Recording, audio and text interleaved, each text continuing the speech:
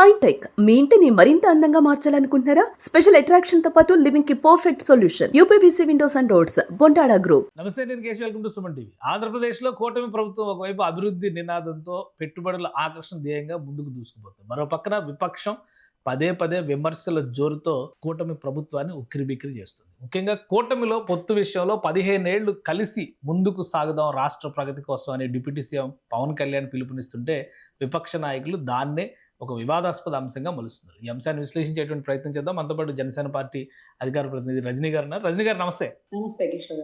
రజనీ గారు, ఏంటి ఒకవైపు ఏమో అభివృద్ధి అభివృద్ధి అభివృద్ధి అంటున్నారు, ఇంకోవైపు ఏమో అరెస్టులు అరెస్టులు అరెస్టులు అని చెప్పని విపక్షం అంటుంది. ఏం జరుగుతుంది ఆంధ్రప్రదేశ్లో? ఒకటి లా అండ్ ఆర్డర్, రెండవది డెవలప్మెంట్. ఎందుకంటే మహిళల గురించి, రాజకీయాల్లో వచ్చిన వాళ్ళ గురించి తప్పుగా సోషల్ మీడియాలో పోస్టులు పెట్టడం. ఎందుకంటే ఒక ఎమ్మెల్యే ఇంకొక ఎమ్మెల్యేని విమర్శిస్తే బాగుంటది. ఒక ఎమ్మెల్యే పనులను ఇంకొక ఎమ్మెల్యే ఆధారాలతో నిరూపించి ఎవిడెంటరీగా ప్రజల ముందు ముద్దాయిగా నిలబెడితే బాగుంటది. ఒక పాలసీని ప్రశ్నిస్తే బాగుంటది. అంతేకాని పర్సనల్ లైఫ్ లోకి వెళ్ళి సోషల్ మీడియా వేదికగా, ట్విట్టర్ల వేదికగా, లేకపోతే ఇన్స్టాగ్రామ్స్ ఇవన్నీ కూడా ఏం చేస్తున్నాయంటే ఈ రాజకీయాల్లోకి మహిళలు రాలేరు, అదే రకంగా మగవాళ్ళకి వాళ్ళ కుటుంబాలు ఉండవా, ఇక రాజకీయమైన వాళ్ళకి అంతిమ సారాంశం 5 ఏళ్ళు ఎమ్మెల్యేగా అయి బయటికి వచ్చాక వాళ్ళ జీవితం మొత్తం వాళ్ళని జీరోలా చూపించే పరిస్థితి నెలకొంటుంది అనేటటువంటి పరిస్థితి అండి. నిన్న మొన్న భాస్కర్ రెడ్డి గారి అరెస్టు గాని, అతనికి సంబంధించి అతను మాట్లాడేటువంటి తీరు తెన్నులు, విధి విధానాలు ఇవన్నీ కూడా కనీసం సరదాగా ఒకసారి ప్లే చేయండి సార్ ఎలా మాట్లాడాడు అని కూడా అనలేని దౌర్భాగ్య పరిస్థితిలో ఉన్నటువంటి పరిస్థితి. అంటే నేను విదేశాల్లో ఉంటాను, నన్ను ఏమీ చేయలేరు, నేను జగనన్న అభిమాని అని చించుకుంటే నిజమే, జగనన్న అభిమాని అని మీరు చించుకున్నప్పుడు మీరు ప్రతిపక్ష నాయకులను విమర్శించండి, ఏం చేసినావయ్యా పవన్ కళ్యాణ్ అని అడగండి. అంతేకాని భార్యల గురించి, బిడ్డల గురించి, వ్యక్తిగత జీవితాల గురించి విడాకులు తీసుకొని వెళ్ళిపోయి వాళ్ళ వ్యక్తిగత జీవితాల్లో ప్రశాంతంగా ఉన్న వాళ్ళని కూడా ఈ రాజకీయ రొచ్చులోకి లాగడం అంత దౌర్భాగ్యకరం ఇంకోటి ఉండదండి. నిజంగా చాలా బాధాకరం ఇది. ఎక్కడో ఉన్న ఆడబిడ్డ ఎప్పుడో అసలు సంబంధం లేని విషయాలండి, ఎప్పుడో విడాకులు తీసుకుని వెళ్ళిపోయి తన లైఫ్ లీడ్ చేస్తున్న ఆడబిడ్డను కూడా లాక్కురావు. So whatever it may be, ఇదిలాగా ప్రక్షాళన కాకపోతే చట్టాల మీద ప్రజలకి నమ్మకం కోల్పోతారేమోనండి. ఎందుకంటే చిన్న తప్పులే కదా, ఏముంది చూసి చూడనట్టు పో అనడానికి లేదండి. సోషల్ మీడియా చాలా మనిషిని దిగజారుడు పరిస్థితికి తీసుకొచ్చేసింది. కాబట్టి దీని మీద లా అండ్ ఆర్డర్ చాలా స్ట్రిక్ట్ గా ఉండాల్సిందేనండి. కానీ ఇదంతా కక్ష సాధింపు ఉద్దేశపూర్తిగా అరెస్ట్. అంబటి రాంబాబు గారు ఇవాళ చాలా ఆవేశంగా స్పందించారు. ఎవరిని అరెస్ట్ చేస్తారో చేసుకోండి, ఏమైంది మహా అయితే చచ్చిపోతామా, బెయిల్ వస్తుంది, బయటకు వస్తాం, అప్పుడు మీకు టైం వస్తుంది, మీకు కూడా దాన్ని ప్రాయశ్చిత్తం చేయాల్సిన పరిస్థితి ఉంటుందని వార్నింగ్లు ఇస్తున్నారు. ఏంటి అన్ని కక్షపూరితంగా జరుగుతున్న అరెస్ట్లా, లేదంటే ఇది కేవలం రాజకీయంగా చేస్తున్నటువంటి స్టంటా? ఒకటి కేశవ్ గారు, ఇప్పుడు ఎవరైతే మాట్లాడినటువంటి భాస్కర్ రెడ్డి గారిని ఇలా మాట్లాడు అలా మాట్లాడి మనం చెప్పామా?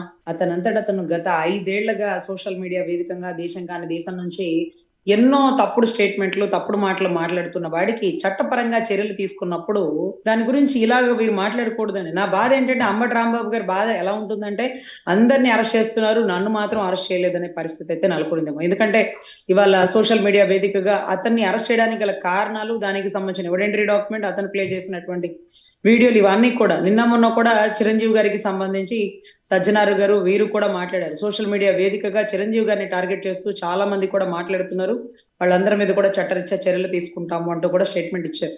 సో ఇక్కడ ఉన్నది ఉన్నట్టు మాట్లాడితే తప్పులేదు, పాలసీని విమర్శిస్తే తప్పులేదు.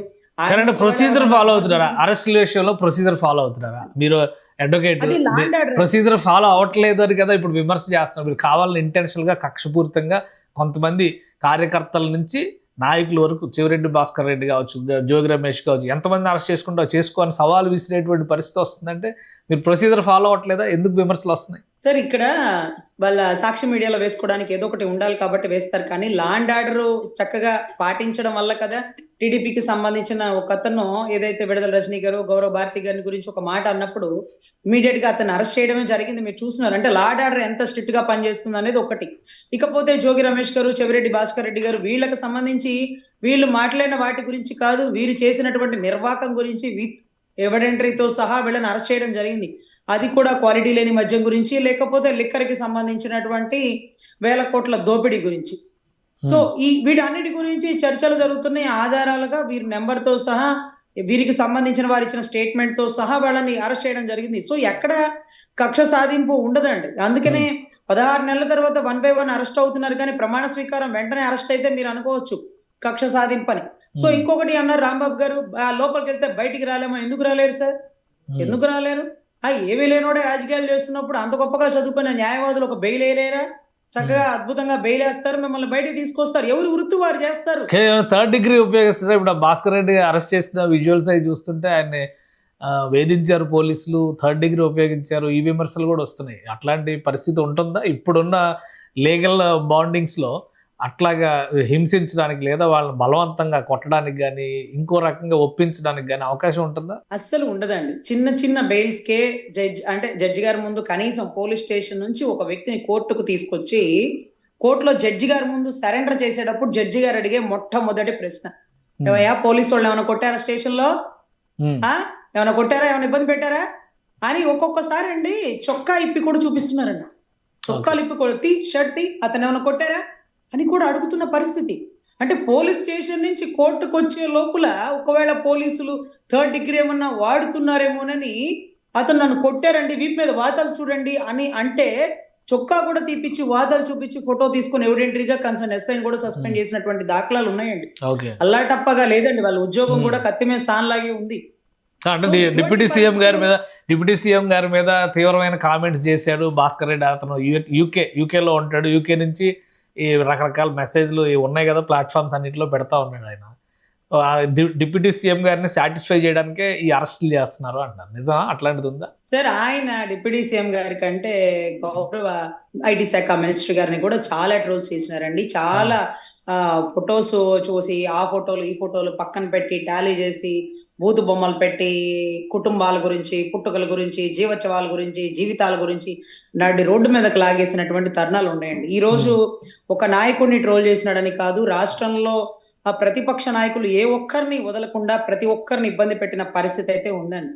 హోమ్ మినిస్టర్ అనిత గారు ఎదుర్కొన్నటువంటి కామెంట్స్ కంటే ఏ నాయకుడు ఎక్కువ ఎదుర్కోలేదేమోనండి. ఒక మహిళగా, ఒక హోమ్ మినిస్టర్ గా ఆవిడ గురించి అసలు ఈ రోజుకి ఇప్పుడు కొట్టినా వచ్చేటటువంటి పరిస్థితి అయితే నెలకొందండి. రాజకీయాలు అంటే ఇలా ఉంటదా, ఇంతని తట్టుకుంటేనే రాజకీయాల్లో నిలబడగలరా అనేది పాపం వాళ్ళందరూ కష్టపడ్డారండి. ఇంకా కూడా కష్టపడుతూనే ఉన్నారు. ప్రభుత్వాలు మారినా కూడా ఏ ట్రోలింగ్లు కూడా ఆగలేదు. సో ఇటువంటి పరంగా చట్టరీత్యా చర్యలు తీసుకోవడంలో ఎటువంటి సందేహం లేదు, ఎటువంటి తప్పు లేదండి. సో నాయకుడు ఆయన పని ఆయన చేసుకుంటూ వెళ్ళిపోతున్నాడు. మీరు చూస్తున్నారు ఇవాళ చంద్రగిరిలో ఎర్రచందనం గురించి సంబంధించి ఇన్వెస్టిగేషన్ లో ఆ రిపోర్టు పెన్ను పేపర్ తో సెక్రటేరియట్ లో కూర్చొని పెట్టాల్సినటువంటి సంతకానికి ఆన్ స్క్రీన్ మీదకి వెళ్ళి ఆ ప్లేస్ కి వెళ్ళి ఎర్రచందనాన్ని మొట్టమొదటిగా ఇన్ని క్వింటాల ఎర్రచందనం ఇక్కడ స్టాక్ ఉంది, ఇది ఎప్పుడు పట్టుకున్నారు, దీని బరువు ఎంత, కోర్టుకి ఎంత వరకు సబ్మిట్ చేసినాడు, దీనికి సంబంధించిన పూర్తి దాఖలాలు తీసుకుంటున్న దృశ్యం చూస్తున్నారు. రేపటి రోజు మళ్ళీ పిల్లమనేరుకి సంబంధించిన కుంకి ఏనుగులకు సంబంధించిన అడుగడుగున పెట్టినటువంటి శాటిలైట్ సీసీ కెమెరాస్ అన్నమాట. ఏ మృగం ఎటువైపు కదులుతూ ఉంది, ఏ కుంకి ఏనుకలు ఎంతమంది మదర్పుట్ ఏనుకలని అదుపు చేయగలుగుతుంది, మనం తీసుకొచ్చిన దానికి ఏ మాత్రం ప్రతిఫలం వచ్చింది, ఇవన్నీ కూడా దగ్గరుండి పర్యవేక్షించడం అండి. ఒక శాఖ మంత్రి అంటే ఇక్కడ స్విచ్ చేస్తే అక్కడ తిరిగే ఫ్యాన్ లాగా కాదండి. ఆన్ స్పాట్ లో ప్రజల మధ్యకి వెళ్తున్నటువంటి పరిస్థితి. రేపో ఎల్లుండో కూడా ఇక్కడ గుంటూరు పరిసర ప్రాంతాల్లో వెంగళపాలానికి సంబంధించిన చెరువుకి సంబంధించినటువంటి విషయాల్లో కూడా ఆయనే స్వయంగా వస్తున్నారన్న విషయాలు తెలుస్తున్నాయి. సో అందులే సందేహం లేదు, ఎందెందు వెతికినా అందందు గలడు డిప్యూటీ సీఎం అనేటటువంటి ఒక కొటేషన్ తో ముందుకు వెళ్తున్నారండి నాయకుడు. సో ఎప్పటి నుంచో ఆయనకి ప్రజల్లో ఉండాలి.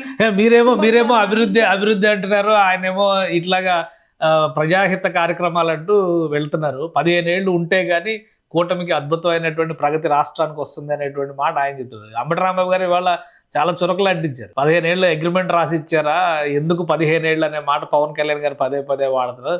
చివరికి లోకేష్ గారు సీఎం అయితే కూడా ఈయన డిప్యూటీ సీఎం గానే ఉండిపోతారని విమర్శిస్తారు. మరి పార్టీ పరంగా కానీ జనసేన క్యాడర్ పరంగా కానీ ఇలాంటి విమర్శలు కొద్దిగా ఇబ్బందికరం కాదంటారా? సార్ ఆయన అందుకనే ఒక మాట అంటారు సార్, ఎప్పుడు మీరు గుర్తుపెట్టుకోండి, ఇదే మాట ఎప్పుడు ఎన్నిసార్లైనా వాడతారు. 15 ఏళ్ళు చంద్రబాబు గారే సీఎం, కూటమి కలిసి ఉంటుంది. What you mean that? మీకేం అర్థమైంది? 15 సంవత్సరాలు చంద్రబాబు గారి సీఎం గా ఉంటారు, ఆయనే ఉండాలి అనేటటువంటి ఒక అంతిమ సారాంశం మీకైతే అర్థమైంది ఉండాలి బహుశా. అంటే ఈయన చెప్తున్నట్టు ఇంకెవరో సీఎం అయితే, లేకపోతే ఒక సపోజ్ లోకేష్ గారు సీఎం అయితే పవన్ కళ్యాణ్ గారు డిప్యూటీ సీఎం గా ఉంటారా? అది ఎలా సాధ్యం అవుతుంది? అది అది అది మొత్తానికి అది కూటమిలో సాధ్యం కానిటువంటి కూటమిలో పరిస్థితి. కుంపటి పెట్టే ప్రయత్నం చేస్తున్నారు అంబటి రాంబాబు గారు. అంబటి రాంబాబు గారు కుంపటి పెట్టాలనుకున్నా, కుంపటి ఆల్రెడీ వెలుగుతున్నా, whatever it may be అండి, ఆయన చెప్పిన మాట ఒక్కటే, ఉమ్, చంద్రబాబు గారు సుపరిపాలన అందిస్తారు, నవ్యాంధ్ర నిర్మాత, రాజకీయ దురంధరుడు, ఆయన సారథ్యంలోనే ఓకే 15 ఏళ్లు కలిసి ఉంటాం. ఆయన ముఖ్యమంత్రిగా 15 ఏళ్లు ఉంటాడు, ఆయన అక్కడ నిలబెడతాను, ఆయన అక్కడ ఉండాలి, కింద మనందరం పని చేయాలి, అంతే, కలిసి పని సో చేయాలి. దానిలో డీవియేషన్స్ ఏం లేవంటారు. సార్ అసలు ఇంకొక మాట లేదు సార్, ఆయన సీఎం డిప్యూటీ సీఎం, మరి ఇంకొక మాట అసలు మేము ఊహించుకోదగినది కాదు. ఉమ్, సో అలాంటి స్టేట్మెంట్లు అంబటి రాంబాబు ఎందుకు ఇస్తున్నారో, అంబటి రాంబాబు గారు ఎందుకు ఇస్తున్నారో మాకు తెలియదు.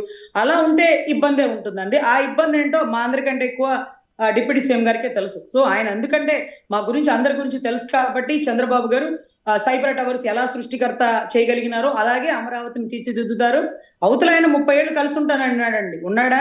ఉమ్, 30 ఏళ్ళు నేనే సీఎం అన్నాడు, ఉండగలిగినాడా? ఉమ్. ఈ రోజు 15 ఏళ్ళు డిప్యూటీ సీఎం కలిసి ఉండడానికి గల కారణాలు కూడా చెప్పినారండి, చంద్రబాబు గారే ఉంటారు అని. సో కానీ మీరు దాంట్లో కలిసి ఉంటే ఎటువంటి మాకే సుఖం అంటున్నాడు ఆయన.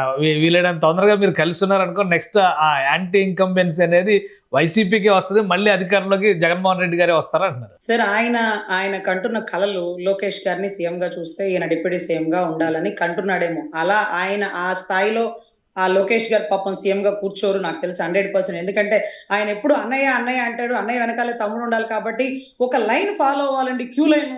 ఒకటి చంద్రబాబు గారు, తర్వాత పవన్ కళ్యాణ్ గారు, తర్వాత లోకేష్ గారు. అన్నయ్య అన్నయ్య అన్నప్పుడు అన్నని కాదని తప్పదండి. రాముడు లేకపోతే భరతుడు కనీసం నువ్వు రాజ్యం ఎలవయ్యా అంటే రాముడు పాదుకులు రాజ్యం మీద కూర్చోబెట్టి పరిపాలన చేసినటువంటి పరిస్థితులు అండి. సో ఇదంతా సాధ్యం కాదని మా భావన. ఓకే. సో అంబటి రాంబాబు గారు చెప్పిన మాటకి మరి మీరేం సమాధానం చెప్తారు? మీరు కలిసి ఉంటే మాకే సుఖం అంటున్నారు, దాన్ని కూడా ఒప్పుకుంటారా?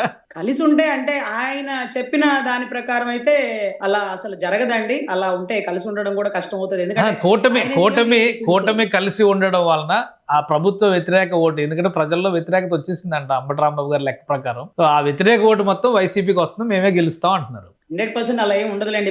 అంటే 15 ఏళ్ళు పవన్ కళ్యాణ్ గారు ఒకటే మాట చెప్పారు, నేను ఉండగా మీరు ఎలా వస్తారు అని. అంటే ఇది 15 ఏళ్ల తర్వాత వచ్చే మాట అంటారా? అంతే అంతే సార్. 15 ఏళ్ల తర్వాత అంబటి రాంబాబు గారు ఎవరెక్కడ ఉండాలి ఏంటనేది ఆయన అప్పుడు మాట్లాడతారేమో. ఓపెన్ గా రాష్ట్రం అభివృద్ధి పదంలో ముందుకు వెళ్ళాలి, అమరావతిని తీర్చిదిద్దాలి, అది నవ్యాంధ్ర నిర్మాత మా చంద్రబాబు గారి వల్లే సాధ్యం. ఆయన సీఎం, ఈయన డిప్యూటీ సీఎం, ఇంకేం మార్చేది లేదండి. రైట్. థ్యాంక్ యూ రజనీ గారు విశ్లేషణ అందించినందుకు. ఇది ఆంధ్రప్రదేశ్లో అభివృద్ధి నినాదంతో ముందుకు వెళ్లే ప్రయత్నం కూటమి ప్రభుత్వం చేస్తుంది. దానిలో 15 ఏళ్ల భరోసా పవన్ కళ్యాణ్ చెప్తుంది, రాష్ట్ర మంచి కోసం తప్పితే రాజకీయాల కోసం అని చెప్పని విశ్లేషిస్తున్నారు. ఇక అంబటి రాంబాబు గారు చేసిన విశ్లేషణ అంతా కూడా ఆయన వ్యక్తిగతమైన అంశంగానే చూడాలని ఆమె అంటారు. ఇది special discussion. Keep watching. Suman టీవీలో మీ పర్సనల్ అండ్ బిజినెస్ ప్రమోషన్స్ కోసం కింది నెంబర్కి కాంటాక్ట్ చేయండి.